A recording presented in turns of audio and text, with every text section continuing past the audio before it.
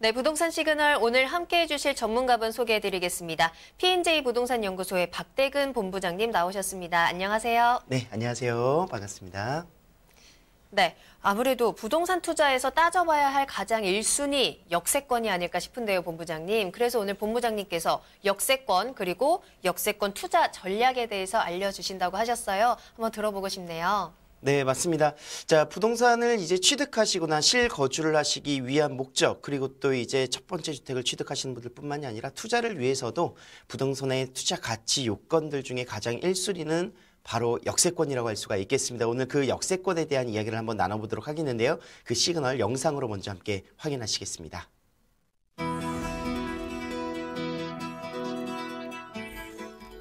정부가 내놓은 각종 규제 속에서 부동산 시장이 침체하고 있는 상황에도 주목을 받는 곳이 있습니다.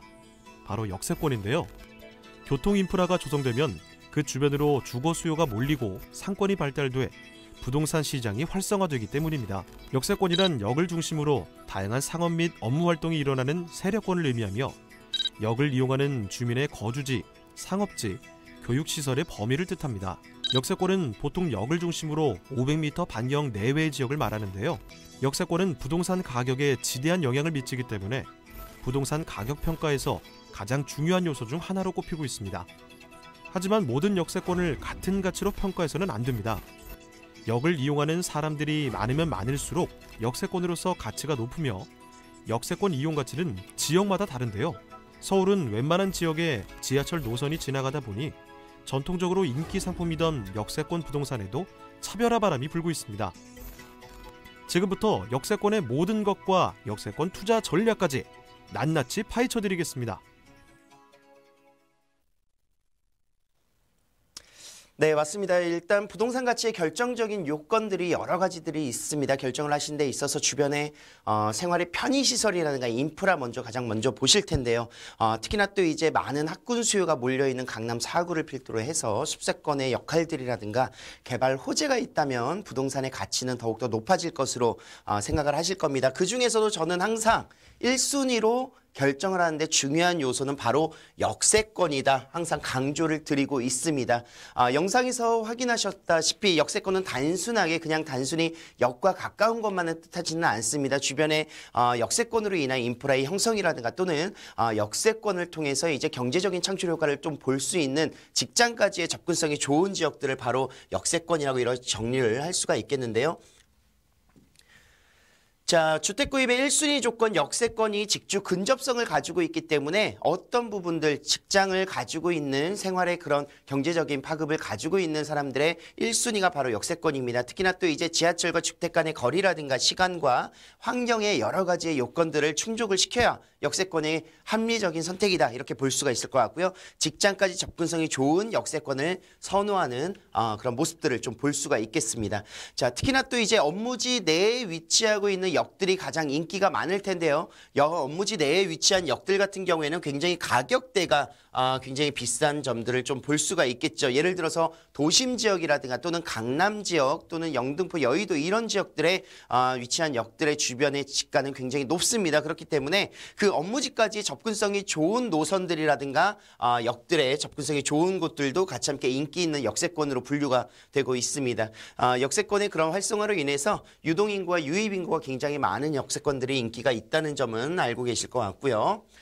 자, 서울 노선 중에서 가장 역세권으로서의 입지가 탄탄한 그런 유동인구가 굉장히 수요가 많은 역세권들을 몇 가지 한번 드려보도록 하겠는데요. 일단 1순위로 저는 2호선을 좀 꼽고 있습니다. 2호선 같은 경우에는 가장 유동인구가 많으면서도 서울 강남과 강북을 아우르고 이 주변 지역들로 정말 11개의 대학가뿐만이 아니라 구도심과 신도심이 지나가고 있는 곳이 바로 2호선이라고 할 수 있겠습니다. 굉장히 그런 환승역의 역할들도 굉장히 좋고요.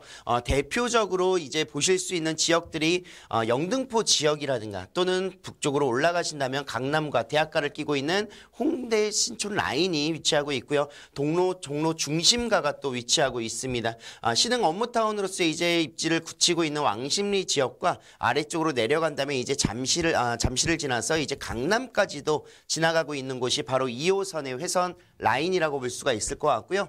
2호선 어느 역을 선택을 하시더라도 굉장히 유동인구의 그런 안정성은 확보되어 있다 이렇게 볼 수가 있겠습니다.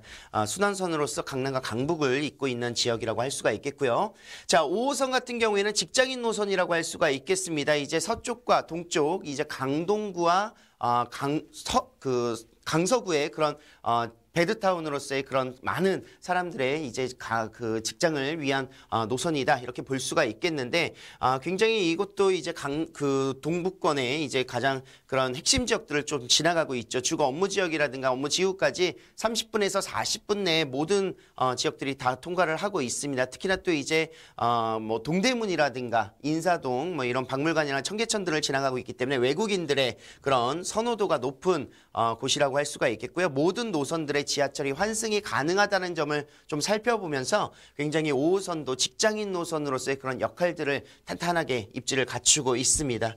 자, 마지막으로 이제 9호선을 한번 살펴보도록 하겠는데요. 가장 비싼 땅을 지나가고 있으면서도 황금 라인이라고 할 수가 있을 것 같습니다. 현재 강남 논현동까지 1차 구간을 2008년도 개통을 시점으로 해서 2차 구간 그리고 3차 구간 지금 현재 강동구까지 지금 잠시를 지나는 그런 노선들로 구성이 되어 있습니다.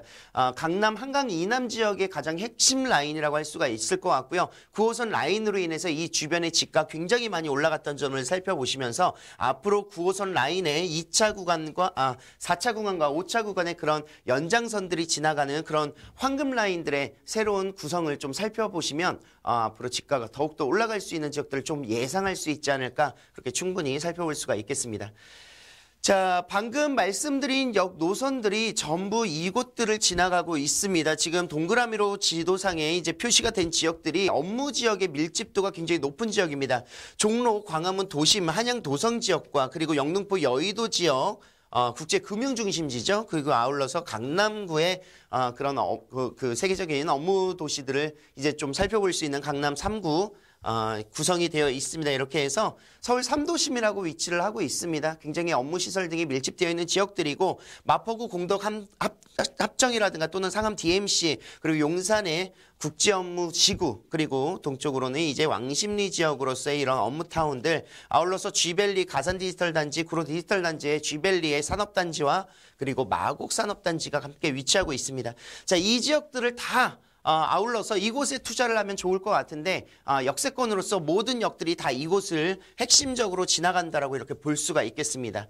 자, 아울러서 지금 현재 2호선, 5호선, 9호선뿐만이 아니라 앞으로 향후 5년 또는 10년 뒤에 서울 지역에 새롭게 신설되는 역세권으로서의 가치가 늘어날 곳들을 좀 예상해 보신다면 GTX를 빼놓을 수 없을 것 같습니다. 수도권 도시 광역철도라고 할 수가 있겠는데요. 역 간의 거리가 굉장히 또 그 빠른 속도로 접근할 수 있는 표정 속도를 기록하고 있습니다. 지금 현재 A 노선 같은 경우에는 공사가 지금 현재 착공이 들어갔고요. 신호선 같은 경우에 예비 타당성이 통과를 함에 있어서 올해 이제 공사를 할 것으로 예상하고 있습니다. B노선도 이제 조기 착공을 할 수 있도록 예비 타당성을 올해 안에 연내에 이제 통과를 시키겠다라는 국가 대사업이기 때문에 이런 부분들은 좀 살펴보시는 게 중요할 것 같습니다. 자, 아울러서 핵심 지역들이 교차하고 있는 지역들 이런 지역들이라든가 강남 삼성동 라인의 삼성역이라든가 영등포 여의도 지역 그리고 종로 중심 지역의 서울역 지역 이런 지역들이 이제 교집합으로 맞물리는 지역들인데요. 이런 곳이야말로 앞으로의 그런 기대 가치가 개발 호재로서 더욱더 풍성해지는 곳이라고 할 수가 있겠습니다. 이런 것들을 조금 더 한번 살펴보도록 하겠습니다.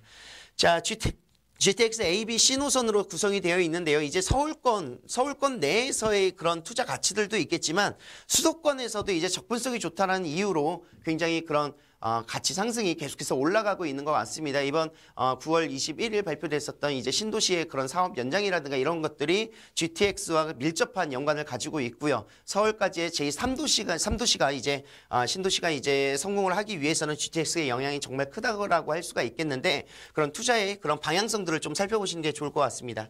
자, GTX는 서울권 외곽에서 서울 도심으로서의 그런 주요 거점을 연결한다는 점에서 굉장히 파격적인 그런 모습인데요. 가장 중요한 점은 기존 노선을 이용하는 것이 아니라 지하 40m 이하의 지하 터널을 개설을 해서 직선화를 가지고 있습니다. 그렇기 때문에 중간에 가다가 멈춰서 또 정차하고 하는 그런 표정 속도가 일반 지하철에 비해서 3배 이상 빠르다는 점을 볼 수가 있겠습니다. 시속 100km부터 최고 시속 200km, 평균 시속이 180km입니다. 그래서 서울 지역에서도 이제 끝과 끝을 연결하는데 10분에서 15분이면 도달한다, 이렇게 볼 수가 있을 것 같습니다.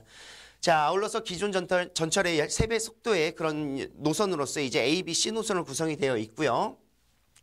자, 역세권의 가치를 이제 판단하는 데 있어서 이용객 수라든가 수요 분석들 뭐 이런 것들을 좀 살펴보실 텐데, 역세권까지는 요즘 이제 이야기를 할 때는 5분 이내 이렇게 많이 판단을 하고 있습니다. 그래서 GTX가 개설되는 역 라인들, 환승역이 생기는 곳들의 그런 투자 가치성이 더욱더 높아질 것으로 볼 수가 있겠고요. 이런 부분들의 앞으로의 환경적인 부분이라든가 역할을 좀 살펴보시면서 투자 전략을 세우시는 게 좋을 것 같습니다.